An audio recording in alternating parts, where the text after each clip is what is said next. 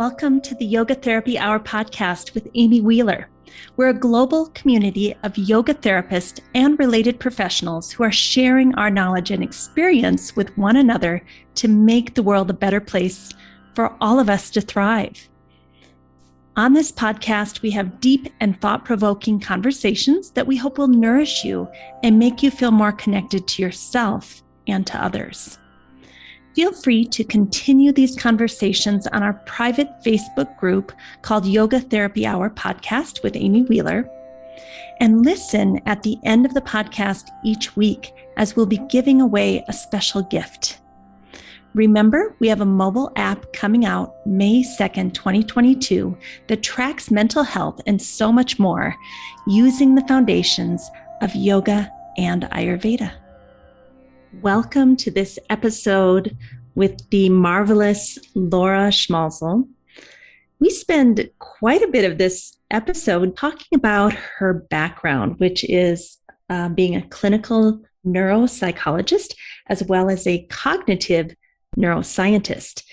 And we talk about how Laura has used her academic experience in both psychology and neuroscience as well as research, and brought all of this to the table as a yoga therapist. It's impressive, right?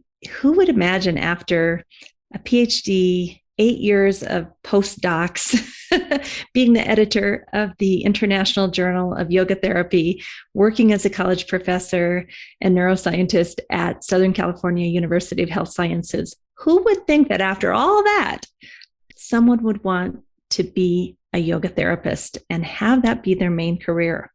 So we go all the way through the academics, the research, the teaching, only to come home to the fact that Laura and her husband have built the sustainable life that nourishes them, that helps them keep their nervous systems in balance, that helps them find joy, and that she's building her career as a yoga therapist to work out of her home, probably not going back to academia and research, although you could never say never, but she's really found her place and the way that she wants to live. And I think this is why so many of us come to yoga therapy, because we want to live a sustainable life with the people we love, finding joy each and every day.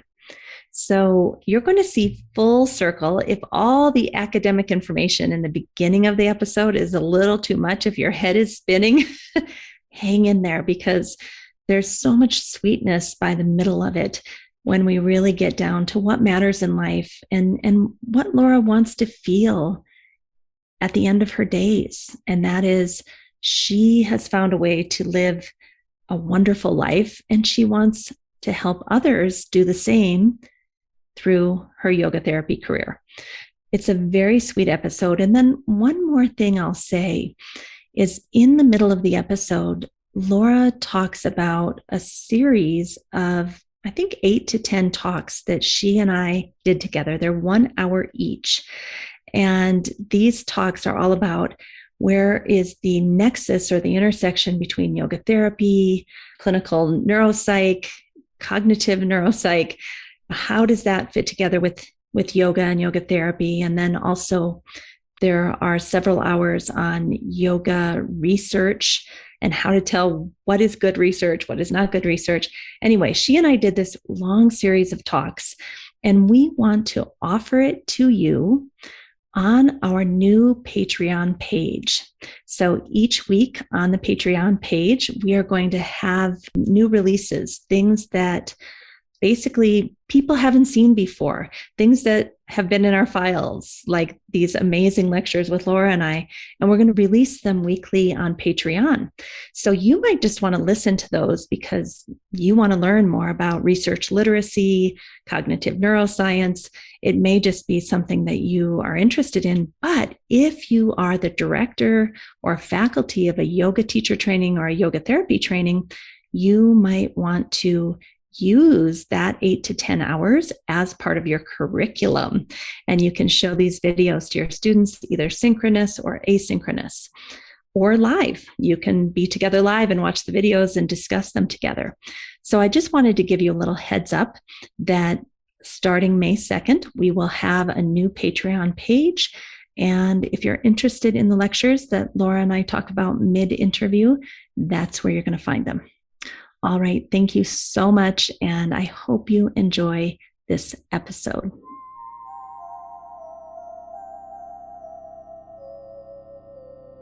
Today, I welcome Laura Schmalzl, and I think all of you are going to be impressed with the many layers of Laura's being. First of all, those of you who are watching us in the video version, you might notice that Laura had a little face surgery done today and has a bandage on it. And I've known Laura a long time. And I just love how comfortable you are in your skin, Laura. I think a lot of women would be like, I don't want to be on video with a bandage. And you were like, it doesn't bother me, but maybe we should address it in case it's distracting to anyone. And I love that about you, that you're just so comfortable with who you are. Oh, thank you, Amy. And first of all, thank you for having me. And yes, I just wanted to make sure nobody was, distracted by it and like looking at it and wondering what it was and forgetting to listen to what we're talking about. So let's get this out of the way. Laura, I want to tell our guests a little bit about you, because as impressive as all the credentials I'm about to say are, they're not as impressive as your heart and the goodness of your being. However, your credentials are quite impressive. And so I think for people to understand the lens through which you're viewing yoga therapy, you've said that there's many different roles that you have had, and each role that we have causes us to have a different perception. So I want them to see all the different roles that you've had. So first of all, you have a PhD, and you did 3 different post-docs, which took you about 8 years, one in Australia, one in Sweden, and one at UC San Diego in the United States. That's right. So after your PhD, you did 8 more years of postdocs, and you describe yourself as a clinical neuropsychologist, as well as a cognitive neuroscientist.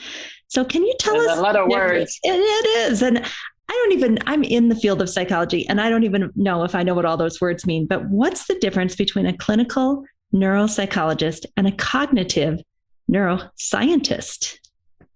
All right. So, yeah, I really feel like, I'm sort of telling my life story here. So my first, academic pursuit was that of studying psychology. And I guess, as many of us interested or drawn to the field of psychology, just broadly, wanting to understand more about why we are the way we are, why we think the way we do, why we feel the emotions the way we feel, etc. So just, curious about the human condition. And that led me to study psychology. Yes, I was born and raised in Italy. And so my undergraduate psychology degree I did at the University of Padua. When I started psychology, I had, psychology talk therapy in mind. But little did I know that in year 2 already, we were confronted with, thick textbooks of neuroanatomy and learning all about the nervous system and the brain-body connection. And that was really, among all the other things that we learned, the thing that fascinated me the most. That led into my trajectory of first studying experimental psychology and then specifically neuropsychology. And neuropsychology is the branch of psychology that is particularly interested of how our brain and our nervous system, and especially damage to the brain and the nervous system, influences our behavior, thoughts, emotion, etc. So when there is damage to the nervous system or to the brain, whether that be a neurological condition or a stroke, how does it impact the way we perceive the world, the way we think, the way we remember, the way we can speak, the way we can move, etc. And a clinical neuropsychologist specifically is interested in those questions in clinical practice. So if somebody has they work either in their own practice or in hospitals. So with patients who come in with a neurological disorder or a brain injury, they're part of the assessment and not always, but oftentimes the design of rehabilitation protocols for, those individuals. A lot of neuropsychologists also work in schools with children who have atypical ways in which they absorb information. Yeah, so that gives you an idea of that particular field. My master's in clinical psychology, I actually did in Sydney, Australia. So at my early 20s, I moved to Australia. That's where I did, that particular certification qualification. Then I went to, so it's interesting. Every time when I sort of swapped from clinical work to more research work and then back to clinical work, is that, whatever field I was in, I felt it didn't quite satisfy my curiosity in, a particular way. And so I was doing clinical work as a neuropsychologist, and a lot of the test batteries that are used, they're very, they're psychometric batteries, and they're like the same kind of tests that get administered to different patients. And in clinical settings, oftentimes I wished I had more time to spend with individual patients to, get more to the detail of what was exactly going on with them, as opposed to just write a report of their average score of, memory and attention and whatnot.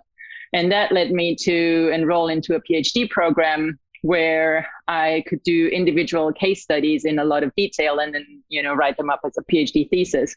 And that field of cognitive science and then cognitive neuroscience is concerned with how we process information. So the neuroscience, not so much from a molecular perspective, not so much from, not so much at a cellular level exactly. I mean, of course, we learn the basis of, how the synapses work and all those kinds of things. But as a cognitive neuroscientist, you're not sitting in the lab with test tubes or, chemicals, but rather we're interested in what processing steps the brain or our mind needs to do in order for us to absorb information, in order for us to, again, behave in the world the way we do. And my PhD was actually primarily on face recognition, so how our brains recognize faces. I can continue, but those were the two things you asked me to define to start with. So I guess I'll stop here for now. We could spend the whole podcast just defining your credentials. Exactly. We won't bore the listeners. But what strikes me, if I can stop laughing at my own jokes, is that you got interested in the clinical. Mm-hmm. You kind of wanted to go over the research. And as we're going to find out in a few minutes, you actually became a university professor. So now you start teaching mm-hmm. it. And now you've come full circle back to the clinical as a yoga therapist, using all this other information mm-hmm. from clinical neuropsych, from cognitive neuroscientist, now yoga therapist. And so before we go any further, because we need to tie in the yoga therapy to all these degrees. Yeah. Why did you end up, or how did you end up deciding that yoga therapy is how you want to spend your days? Mm-hmm. Well, I feel I have to, to get to the yoga therapy part, I want to tell just how the yoga even came into the whole picture in the first place. So here I was with my PhD and doing my first postdoc and doing neuroimaging experiments. But at that time so in my early 20s, when I moved to Australia and started, training as a neuropsychologist, I also started my really daily yoga practice. I had kind of doubled and sort of done a little bit of yoga before, but that's when it really became a daily practice. And it just, was so striking to me how everything that I was experiencing on the mat was the experiential learning of what I had learned for so many years in textbooks and in, lessons about, again, how the nervous system works. And, to me, it was just why is there not more yoga practice in neuroscience teaching? To me, those two were so they went so well hand in hand to understand the the nervous system and our own functioning from the different lenses. And so that led to probably a decade-long pursuit to bring yoga into my academic career. I'm okay, I'm here. I'm in a way stuck in academia because I've been here, for so many years now training. I don't want to give it up, but how can I bring yoga into this? And so I first sort of diverged my academic or my research pursuit into things that are more related to yoga. So about motor control and what we call body representation. I did a lot of work with amputees and phantom limb pain. And again, even though at a first glance, this might not sound to the listeners as directly related to yoga, but it is very much so, because a lot of yoga practice is about sensory awareness and interoceptive awareness and all those kinds of things. And even motor control, right? Yeah, absolutely. How the brain tells the body what to do. Exactly. And then at UC San Diego, for the first time, I actually got to land in actual yoga research. And I was sort of hired on a grant that was funded through the VA, actually. And I was working with Dr. Eric Gressel. Some of your listeners might be aware of that name. So while at UC San Diego I can't even remember, about 4 years, I believe, I was involved in a series of yoga studies, some with veterans, specifically targeted toward veterans with low back pain, and then studies with older adults. And I then got some of my own funding to do studies with college students looking at stress parameters and attention regulation and those kind of things. So those were my sort of, to this date, primary yoga research days. But what was fascinating to me, here I was working so hard, or having worked so hard to bring the yoga into my academic life and understand the mechanisms in more detail and crunch the numbers. But if I was really, looking at myself really honestly, when I was conducting those yoga studies, especially with college students, I found myself being most fascinated by observing those students and seeing subtle changes week by week, just in terms of how they would put down their yoga mat and start to respect the space more, even though we never told them to. Subtle changes in how their posture was when they would walk. And just also being fascinated by qualitative, we had all our whatever we measured, from heart rate variability to salivary cortisol to attention measures, you name it. But we also had them fill out some qualitative observations and just the impact the yoga practice had on them. And that just slowly started to, draw me more and more back into, I want to do something more applied.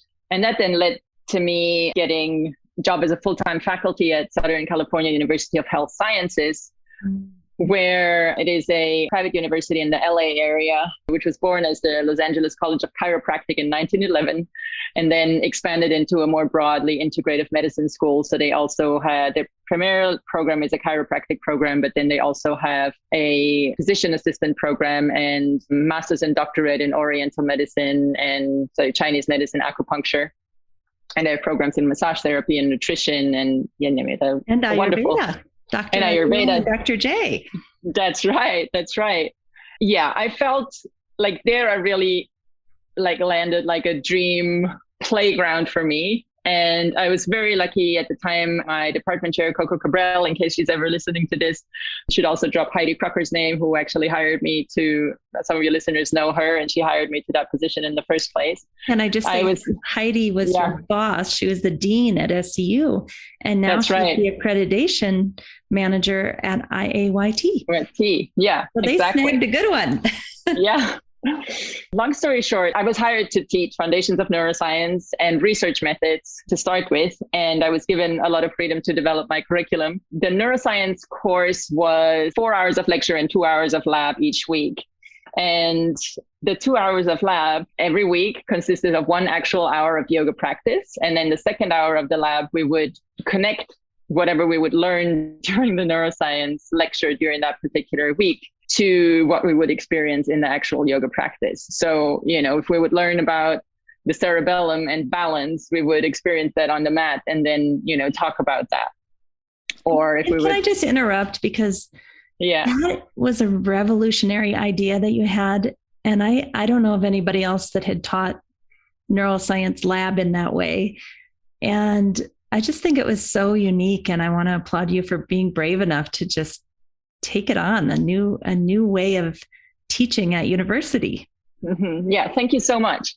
Yes, the bravery, so to speak, on my part, but really it wouldn't have been possible if the school wasn't on board with letting me try my, crazy idea, which then they got on board because they saw how well the students responded to it. And it just became this multifaceted tool. So first of all, the benefit that the student experienced from actually having at least 1 hour a week where they would not be on their whatever iPads and actually connect to their bodies and to their breath. So that was a benefit in and of itself. But it was also where I understood the value, because, I was oftentimes questioning, like, why am I even doing all this academic stuff? But the value that it had in that particular context is that because I was, the neuroscience professor, the students, they would do the yoga practice and listen to me explaining what the yoga practice does with more curiosity. And in a way, I had more legitimacy than had I been just a yoga teacher that would come, after school and teach them a yoga class. So the power of introducing yoga into the curriculum in that particular way, I felt was that yoga wasn't seen as something separate. It wasn't, there is your school program and then you need to do yoga on top. No, we're using yoga to experientially teach you what you're already learning. And could I say it in another way? Yeah. Like they're going to learn it cognitively, but then they're also going to learn it kinesthetically. And those two things are going to come together. Absolutely. And I would even extend it, for example, in the research class that I was teaching. So, we couldn't do physical yoga in every class, obviously. But to frame the research class in a way where the project that they had to do, and yes, they had to read scientific articles, but frame it in a way that had to become a passion project. First of all, they had to dig deep about what they were really passionate about, what their purpose was, why they were at that school in the first place, and really pick a research project that felt aligned with that. And then use the research process to get to the truth of something, and, not to prove their original idea of what they thought would be cool to prove, but actually really look at things from all perspectives. And, that's a yogic concept in and of itself. So I just found myself, this is so cool. You can weave in yoga in so many ways. It doesn't have to be just, you teach a yoga class, but you can use yogic principles to teach neuroscience as well as research. And that was just, I enjoyed it very much. And the students responded so well to the neuroscience and yoga lab that then they actually set up an elective course, Foundations of the Applications of Yoga in Healthcare, or something along those lines. Mm-hmm. But where we did like very, very basic, foundations of yoga therapy concepts that the students got to learn as well. Yeah, so that was a wonderful playground. And can I just say that I don't think any of that could have happened if you yourself didn't have a strong daily personal practice where you were putting all of this academic information that you'd learned in all these postdocs and feeling it in your body and experiencing it. It organically came from your experience. And then you wanted these students, I think, correct me if I'm wrong, to share that. Yeah. Absolutely. Yeah, I wholeheartedly agree with what you just said. It needs to come, in order to really be effective and to come through as an organic teaching, it needs to live in your system. Yeah, absolutely. Laura, I think this is a really good place to give you a little plug. Mm-hmm. I know that one of your goals is to teach neuroscience and yoga therapy in training programs, right? Mm-hmm. So basically do a lot of what you were doing at the university, but bring it to different yoga therapy training programs, as well as probably yoga teacher training programs. Is that still true? Yes, absolutely. I've had the opportunity to do some of that, including some of your program, as well as Maryland University of Integrative Health.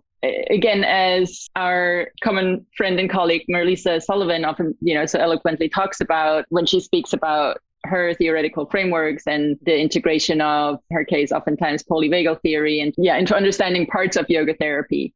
It is not at all to use the neuroscience lens or the scientific language to replace the yoga framework or yogic concept, but just to give it an additional layer of translation, an additional layer of understanding that for some individuals who do the trainings works really well and gives them a more well-rounded understanding of certain concepts. But I believe it's also a very useful language tool to have to work with certain clients, and not all of them. Some of them, couldn't care less about whether it is the vagus nerve or not that makes them, whether they're activating it in a certain way makes them feel better or not. They just want to feel better at the end, and then they don't want to know anything about it. But others, I feel, do. And for some clients, if within our toolbox, there is an ability to explain things from a neuroscience perspective, it lands in a way that is more tangible. And again, it's an entry point that it works really well for certain individuals. Can I also say, for our Optimal State Yoga Therapy School, you and I did 8 to 10 hours on all the topics that you're talking about, sensory motor, perception, tying in the neuroscience and the yoga therapy for our students. So one thing I would like to say, if there's other schools out there that are interested in that content, I think both Laura and I are willing to share that. We've talked about this before, because we want to elevate the field, right? We want yoga therapists to understand the cognitive neuroscience. So like you said, they can not only describe it to themselves first and foremost, but be able to talk to doctors, psychologists, and clients. Yeah, so I totally agree with you. And yes, very welcome to share that. And I also kind of want to oftentimes, I don't know if I use the right word, break the myth to students of yoga therapy that neuroscience needs to be necessarily this incomprehensible, complicated thing. I mean, it is, of course, extremely complex if you study it in a lot of detail. But the concepts that I feel are useful for yoga therapists to know, that's more, it's just an expansion of their framework. And as we've, discussed in the recordings that we did before, I feel the two fields have such a main pathway in common, or a goal in common. And that is that to understand how we come to perceive things as they are.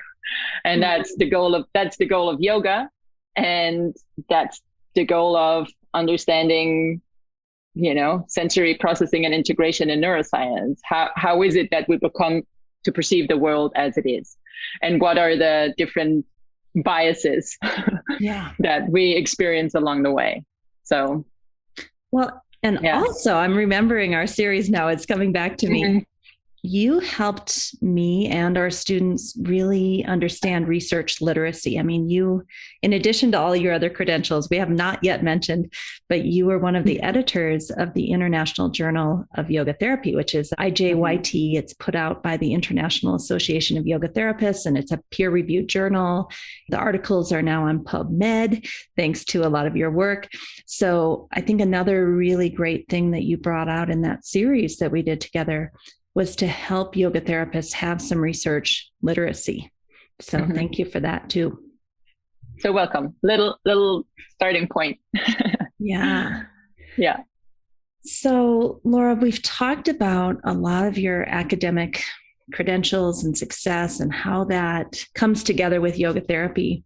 But more recently, you have decided to become a yoga therapist. So what made you want to become a yoga therapist? That's what you want to do with your life now? Because I don't think you're going back to academia, are you? Who knows? Who knows? I've given up on making sort of statements like that because my life has gone so many different ways. I'm fairly confident to say that I am very unlikely to step back into a full-time research position. That doesn't feel like it's my calling right now at all. I do miss the teaching quite a bit. And I have the opportunity here I live in Santa Barbara right now, and I have the opportunity to do occasional guest lectures at UCSB and other schools around here. And I enjoy that very much. And I could definitely see myself stepping back at least part-time into teaching if it is something that feels aligned. I love that journey with the students. I mean, what really happened is that life circumstances, some of them that all of us have experienced and some of them more personal, have allowed me to actually have the time to do, my yoga therapy training. It was something that I had been curious about or had been wanting to do for probably about 10 years. And I was, through my full-time academic job and all of that, there was no time to do that on the side as well. And then, a series of events, again, some personal, like my mother passed away, and that led me to look at my life differently. I moved, I got married, I bought a house, many things. And you got a dog. I got a dog named Honey. Yeah, exactly. Long story short, it made, like, the work that I did at SU that I mentioned before, that was, very dear to my heart. Logistically speaking, the commute to LA, to where I live now, was no longer sustainable. So that's why I left that school, not for any other reason. So I was here and was looking for another job, and then the pandemic hit. Everything was put on hold. I was also applying for my green card at the time, so I didn't have a work permit. So everything was just like, okay, you need to stay at home and you have no work authorization. What are you going to do with your life apart from gardening and taking your dog to the beach, which I love both of those. But, it also just happened to coincide when you moved your yoga school online. Because of the pandemic. And I'm like, this is my opportunity, and I jumped at it. And that's why I, see that particular journey come full circle in a way, because I started with my interest in psychology to do one-on-one individual work with people. And it brought me through this whole journey of research and teaching and bringing yoga into the picture. And now I feel, yes, I can do one-on-one work, and I want to do one-on-one work again, but actually through this new lens, not necessarily just the psychology lens that I started with. And I am licensed as a psychologist in my home country of Italy and in Australia, but not here in the United States. So I have that training, but I'm not operating under a psychology license here. And I'm actually more interested in operating under a yoga therapy framework at this point in my life.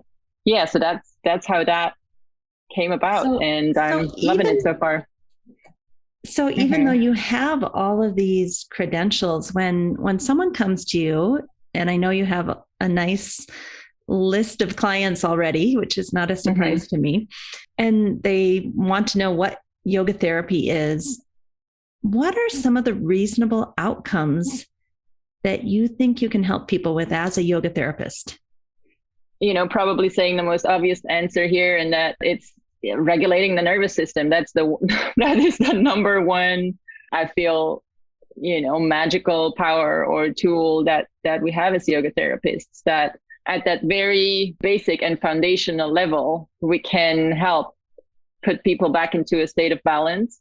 And most importantly, we can give people the tools to put themselves into a state of balance when they get out of balance.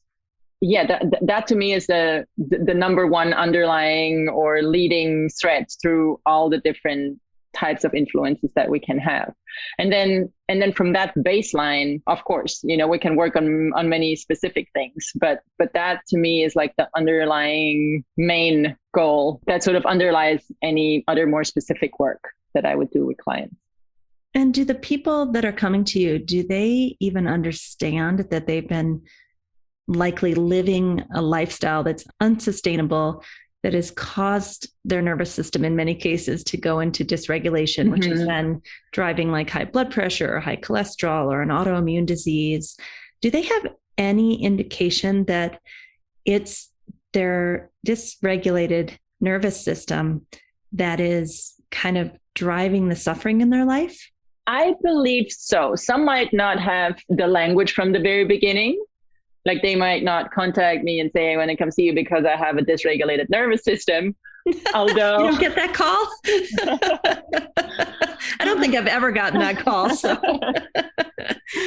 But an underlying understanding of the imbalance that is there and the stress level that is there, I think that is quite often actually the case. And I'm obviously still the beginning of my journey. I haven't even, really gotten around to establishing my niche and how I want to market myself, so to speak, and how to get the word out there. So far, it has been quite overwhelming, though. Like, it has just been from the word go, word of mouth. And each person that I see seems to bring another, at least one or two people. And both with my own work, and my husband does healing work as well. So some of the people we have been working with together, and we seem to, again, without like setting intentionally out to do so, but attract primarily individuals who seem to be in some kind of major shift in their life, whether that be, the breakup of a relationship or a divorce, or trying to get a new job, or the death of a loved one, or wanting to redefine their purpose. Like, that seems to be the overarching theme. Which parts do I need to let go of in order to make this new step, and how to most fully step into their purpose, their full potential. Yeah, somehow we seem to have attracted that kind of individual so far. I know that's a very broad category at this point.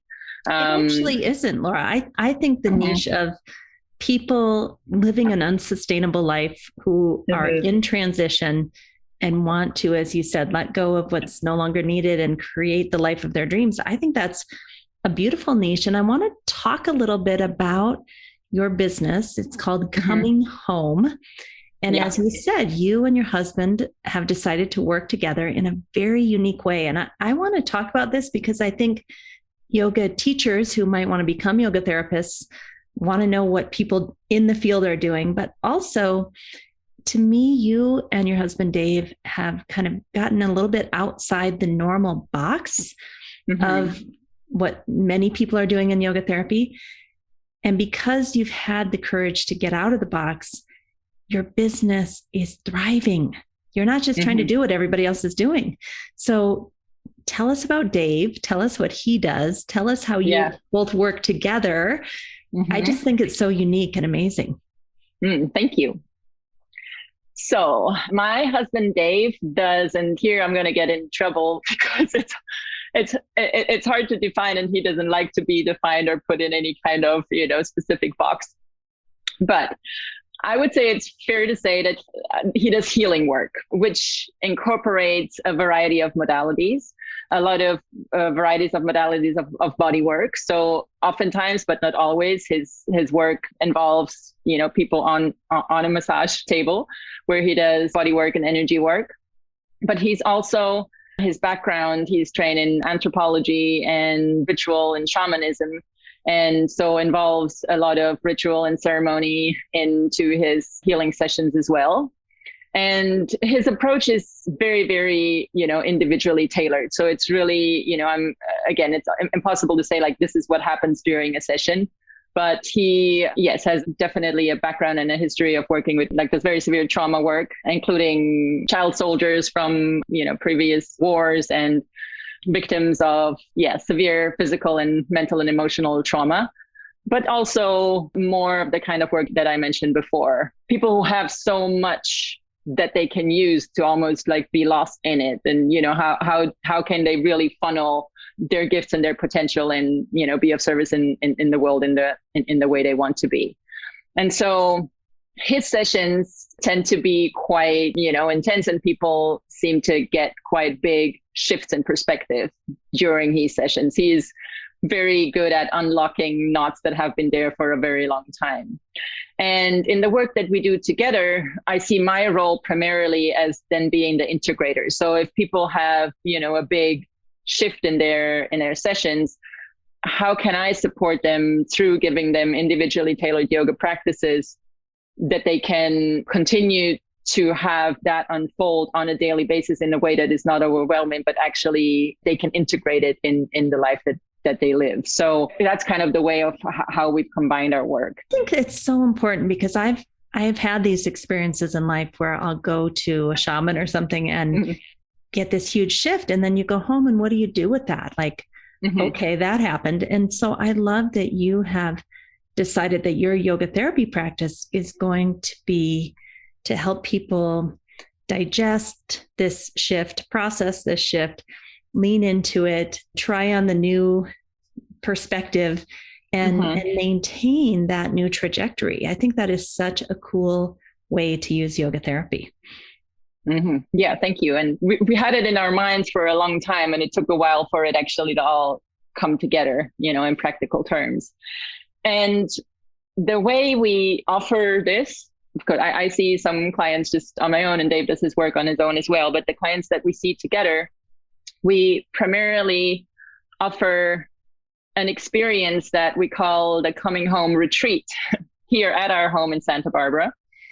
And for a variety of reasons. One, to be fully honest and very also practical about, through the pandemic, we were sort of forced to just, be here in our home in Santa Barbara and, do our work from here. But we ended up actually really, really enjoying our life here. And we felt very balanced, and we felt very, we put a lot of love in this home that we've created here. And we were, thinking about what's the best way of doing our vocation and doing the work that we want to do in the world by changing as little as possible about how we want to live our lives, which is we're already doing that. And we're like, well, one way is to just invite people to join us. And so, there's variations to this offering, but a typical offering is to have either an individual or a couple join us for at least 2 nights and 1 full day, but sometimes 3 nights and 2 full days, where they stay in our home. So it is really somewhat of an individualized retreat. And they either, again, one person or a couple, they get to do at least 1 full session with Dave. And I am there primarily for the integration, but the yoga is kind of weaved in throughout the experience of them being here.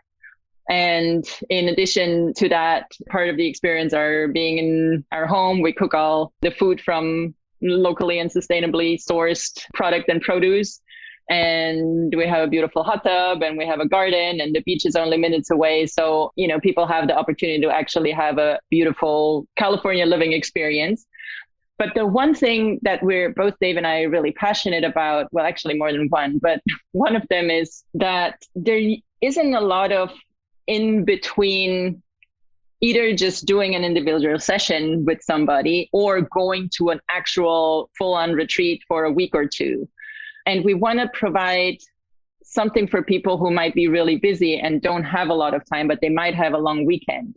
We want to make sure that they don't just come for a session and then hop on the next plane and fly back to San Francisco or wherever they come from, or go back into a busy life, but really have at least a whole 24-hour period where that session can sink in, and where they're, and oftentimes people, as when they finish a session, whether it's with Dave or they don't have the words immediately of, saying exactly what emerged. It takes some time to percolate. And so actually allowing that time, and then sitting together again at dinner time or at a fire ceremony in the evening, where these things can be discussed and, digested in a way that's less time crunched. Depending on day 2 or day 3, we send them home, and I send them home with a practice that they hopefully do on a daily basis, usually, something very small and succinct that they can actually commit to. And, we love the idea, and again, we have not done this for a long time, but we love the idea of having packages, so to speak, where we see people, for example, okay, we're going to journey together for a year, and we see you once every season. So once every 3 months, they're going to come for an experience. Also then offer, the follow-up with my role specifically. I might follow up with them every 2 weeks or once a month in my role as a yoga therapist. And then 6 months later or a year later, they might come for another full immersion, so to speak, or full experience. You can do those follow-up lessons online. Yeah, absolutely. And we have, some people that we work with locally, but a lot of people actually coming in from the bigger cities, from either LA or San Francisco. Yeah, any kind of follow-up work can be done online. Absolutely. Once I've seen this person, I've worked with them, it can be done over Zoom, and then I send them a recorded practice that they can do on a daily basis. Yeah, it's been a very beautiful and often humbling and very intimate experience. And it is quite incredible what just that feeling of coming home allows people to soften into and to open, and what we want to offer is the feeling of a home without the baggage of one's own your family of origin. Family of origin. Yeah. Dave and Laura can be your new healthy aunt and uncle. Exactly. And that's really, and I know there is, obviously the tricky part to it, like when we talk about boundaries and professionalism, and if we invite people to our home, we need to welcome them as if they were family. Like that's the whole purpose of this. And so, yes, it requires constant work within ourselves and between Dave and I, that we continue to be very open and offer an open and nourishing home experience, and yet, of course, at the same time, maintain our boundaries. And it's been a wonderful experience so far. Yeah. It reminds me of like being in India and being invited into your teacher's home or one of your colleagues' homes. And you literally do feel like you've been welcomed into an intimate, sacred space. So it actually, to me, it mirrors probably the way that it was done in the ancient times, where the student would actually go live with the teacher, right? Not that you're going to invite anybody to live with you, but it is an interesting mix of the ancient ways and then the modern world. And like you said, making sure you have good professional boundaries. And so I just think it's fascinating. And what I love about it is that you and Dave came to this together. You worked on this for 6 months or a year. It was organic. You looked at your gifts, you looked at your challenges, you looked at what lifestyle do we want, and you created the business to support the life you wanted instead of looking for a job that's going to pay you money. So hopefully you can have enough time to live a life you like. Exactly. There was like, we met relatively late in life and we're like, there's no more time for that. And the one thing that we just, we hope to model again, and not at all in a like teaching way, but just how we love to model of how to integrate these practices into a daily routine, into a daily life. And so, when people come to stay with us, it is, again, we have an amazingly beautiful home, but we're still going to continue to have our daily life while they're here. And, you mentioned, yes, we have a dog, and the dog's going to be fed at 6 o'clock in the morning. And that's just going to be like it is. You're going to hear the kibble in the dish. Exactly. So we're not trying to, like, there is, our regular life will continue. And that's actually on purpose. And, people don't have to, but they're very welcome to help us chop the vegetables for, whatever is going to be cooked for dinner. There's no expectations, but a lot of people, again, that have somehow been attracted to our offering are actually looking to get back to basics and to simplify their life. And they're oftentimes, very high level business people that are doing very well financially, but that, they might not have had to cook a meal for like the last 3 years. Yeah. And for them to actually come back down to a more grounded, simple life is a very healing experience in and of itself. And all part of yoga therapy, as far as I'm concerned. Absolutely. Like modeling what healthy, sustainable living looks like and how much time it takes to create a nice meal and enjoy a nice meal. Like that has to be modeled, because as we move up the career ladder and become workaholics, we start trying to scrunch our meals into 15-minute intervals. We don't take time to digest the emotions of the day after a really good bodywork session. We're just like off to the next thing. So you're really modeling that for them. Of here's what it looks like. Yeah. And I'm not surprised.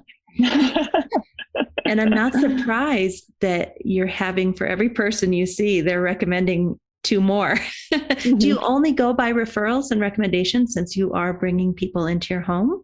Not necessarily, but again, we don't have a website up yet. So far it's primarily been word of mouth. But if we don't know the people, if we have not met them before, we just make sure we do a really thorough intake, like a Zoom conversation that sometimes is, 1 to 2 hours long, where we just really, make sure as best we can if it's a good fit. Mm-hmm. And so far it's always worked out really well. Sure, imagine that, for some people they might come here and okay, but it's not their thing, and that's great. And you cannot always, 100% exclude that. But I usually, if you have a honest conversation via Zoom for an hour or two, I feel, and we've also had a few people that we had that conversation and then they decided, no, that didn't feel right. And that's absolutely, we only want people that really want to come.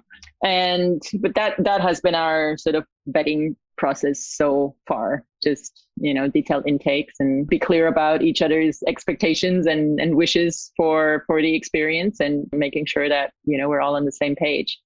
Yeah. I think it's such a unique way to offer yoga therapy. And that's one of the reasons I was so happy you were willing to talk about it, because we need many, many different variations of how yoga therapy can be offered. And I think this is a very holistic, beautiful way to offer yoga therapy. Mm. So let's imagine that this happens for you, whether you're living in Santa Barbara or somewhere else in the world, or maybe sharing time between different countries. And you and Dave get to do this very deep healing work with clients long term. What is it that you want to know to be true or feel at the end of your life? And can I say, I ask you this because you've come from this academic background, and now you're grounding down into gardening and dog walks on the beach and chopping vegetables and like real tangible life experience. And I'm just curious, like, what matters in the end to you? What matters in the end? That is such a good question. And, I must say my nervous system has been much happier gardening and playing with my dog a lot than spending hours and hours editing. That I must say. That is a beautiful question. I think, at the end, I know what I want to say. I'm not sure I have the right words, but I'll try. Having been able to find my way of using, all the tools that we are given as humans in this body, our abilities to, use the tools and the practices that we have to get to a point of primarily like balance and joy, no matter what the profession is that we choose, no matter what the, exact things that we choose to do, but really find that inner place of peacefulness and of joy, and let that, it's especially if we have the choice sometimes, and we don't have the choice. Sometimes people don't have the choice. So I understand the statements comes from privilege, but find that. And I hope at the end of my life, I have the feeling that I help other people do the same. And that I find in the yoga therapy work that I've done so far, so often it is just about making people aware of the tools that they already have. Very often that are free and inside of themselves. Exactly. So it is not so much about making them, like reinvent the wheel or discovering something completely new or teaching them something completely new. It's just like, stop for a moment, everything that you're doing, look at all the things that you already have, and use those to find the joy and the juice of life. And once you get to that point, then sure, revisit. And maybe you want to step back into some of the things that you were doing before that brought you possibly out of balance, but in a different, from a new perspective and in a different way. Yeah, that was probably a little bit of a vague answer, but so let me try to summarize that, because it was almost like a little octopus with a bunch of little tentacles going all over.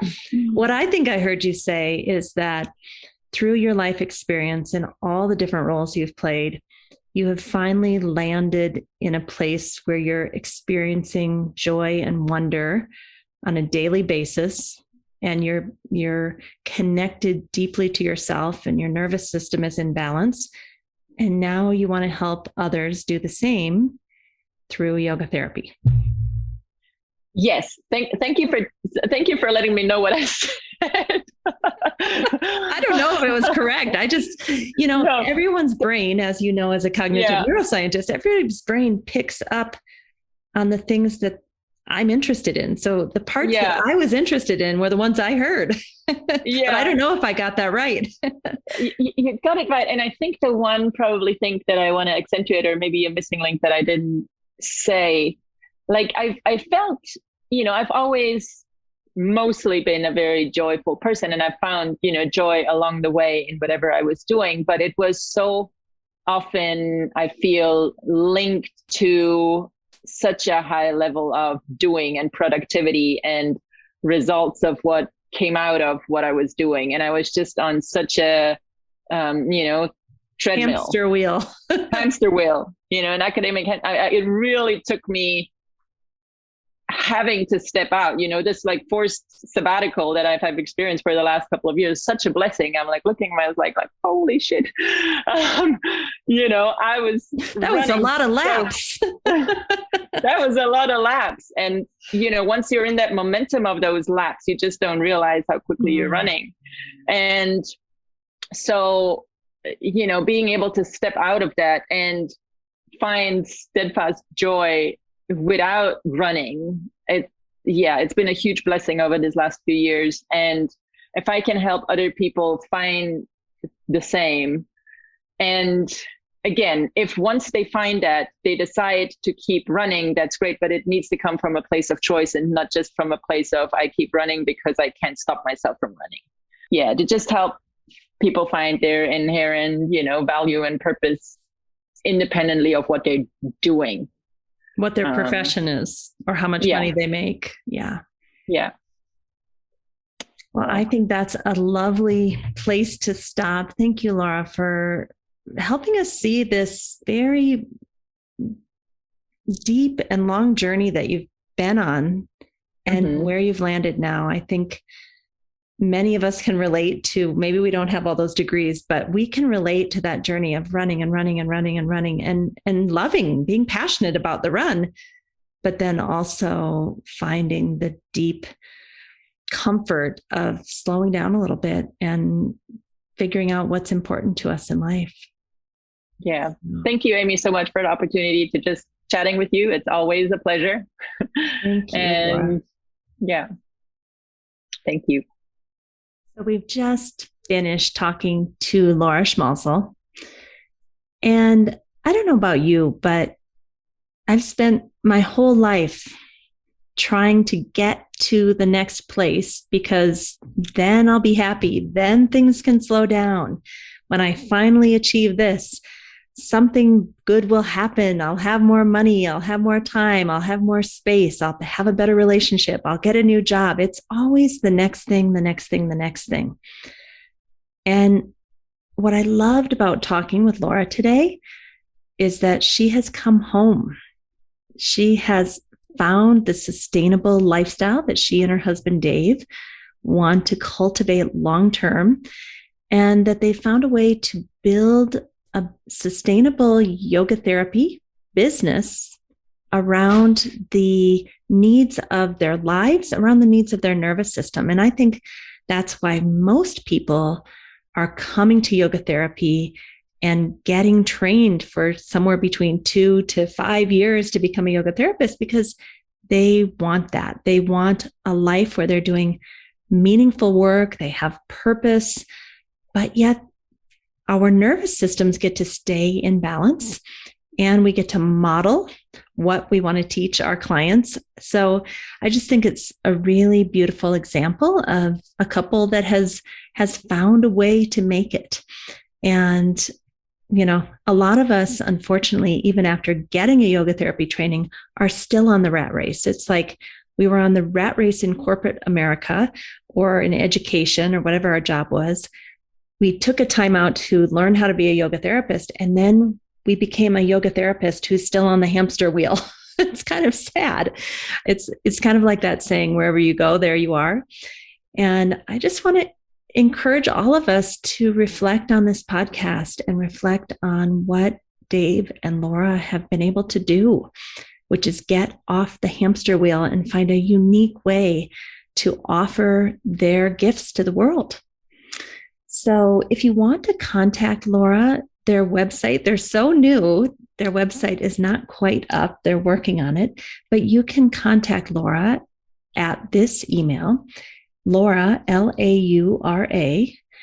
at cominghome.us or us. Again, Laura at cominghome.us. And I don't say this often, but I think, most people that know Laura call her Laura.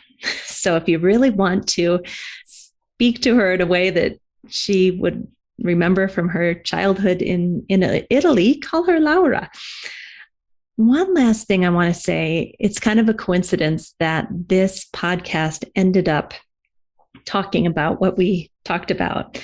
I don't always know where it's going to go, but I have a new 108-page free ebook coming out on May 2nd. And the title of it is called The Gold Zone. The Gold Zone is kind of a modern way to say, get into balance, get into sattvic mind. And the subtitle of the book is The 2,000-Year-Old Art and Science of a Wonder-Full, Full life. The 2,000-Year-Old Art and Science of a Wonderful Life. And my book is exactly what Laura was talking about today, having a life of wonder, a full life, but the life full of joy that you want to live. So I hope you'll go to the show notes, and I think it will be May 2nd by the time this episode comes out, and give us your email, and we will send you a free copy of that 108-page ebook all about yoga therapy. And the best thing about the book is not only will it help you to live a wonderful life, but I've written it in a way that you can share it with your clients. If you are a yoga therapist or a yoga therapist in training, you can take this book and give it to your clients so they can see what to expect when they come to yoga therapy. It is a really sweet little book that I'm so happy to share with you. I worked on it for 4 years. I don't know why it took me so long, but it's finally going to be out. And again, just go to the show notes and sign up on the list, and we will send you a free copy. All right. Thank you, everyone. Have a wonderful day. Thanks for listening. None of this would be possible without you, our listeners, and we appreciate you so much. If you'd like to give us a rating on any podcast platform and write a review, we would love that. That helps us so much. And also keep in mind that the podcast will be coming out on YouTube also on May 2nd. So all the past episodes from season 1 and season 2 will show up as video on YouTube. So you can go back and revisit the episodes that you didn't have a chance to see the first time. Or maybe you just want to see somebody's face in person. Maybe you want to see what they look like, and you can go back and listen again. Thank you so much, and be well. Our gift to you is to give you a free infographic each week that you listen to the podcast. If you go to the show notes, you'll see a link where you can sign up and find the categories that you're interested in, like mental health or physical health or social justice. And whenever we have an infographic that is in that category, we'll send it to you weekly. Thank you for listening to our show today. If you enjoyed this podcast, please share the episode with a friend or colleague. We're so grateful you're willing to share. Also, you could write us a review on most major platforms that host podcasts. Give us 5 stars if you appreciate the show, and tell us what you love so that we can do more of that. Finally, we support several nonprofit organizations through this podcast. See the show notes to understand how you can help. If you'd like to be a guest or a sponsor for this program, contact us at the email welcome@theoptimalstate.com. welcome@theoptimalstate.com. And finally, a special thank you to our team here at Optimal State. We are truly a global family. George Mantuan, one of our executive producers. Adam Satchel, senior media producer and sound engineer from the Philippines. Krishna Panchal, a producer from Canada. Modupe Abdullahi, who does the show notes and is an editor for us from Nigeria. And Peter Morley, who wrote and produced the music for this show, who lives in Australia. Find more about Peter's work at www.zenmusic.biz. Thank you for listening. We'll see you next time.